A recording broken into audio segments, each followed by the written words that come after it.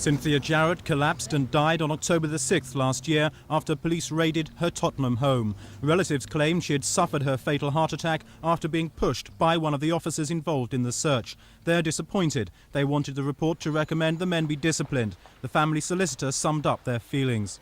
They are disappointed, I wouldn't say bitter, they are disappointed that the investigation has not treated their complaints sufficiently seriously or investigated sufficiently seriously to reach the right conclusions.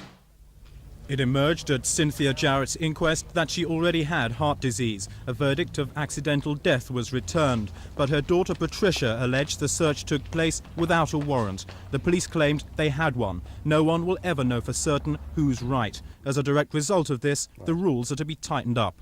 Well, I think the fact that we were unable to 100% pinpoint the time of the issue of the warrant. Obviously, it's very important to try and find out whether the warrant was issued before the search.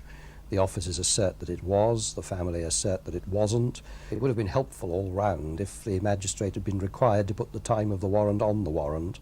The raid itself followed the arrest of Floyd Jarrett on suspicion of car theft. That charge was never brought, but while in custody, officers took his keys and went to his mother's home to look for stolen goods. Was it right for an officer to enter the family house using those keys and then to lie about the fact that he'd done so?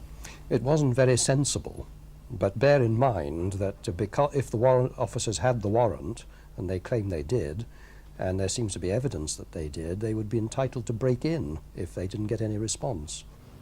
No stolen goods were ever found at the house, but in future warrants may have to include the exact time they were issued as well as the date. Meanwhile, the Jarretts are planning further action. I regret to say that throughout this unhappy episode, the police have been lying from start to finish.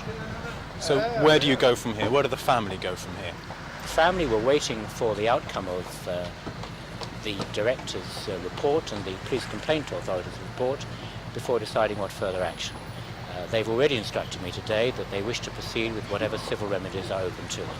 The Jarrett family wouldn't be interviewed today. They maintain that all they ever wanted was the public to know the truth about what happened that day. As far as the police are concerned, this report has exonerated their men. The matter's now closed. Paul Green, Thames News.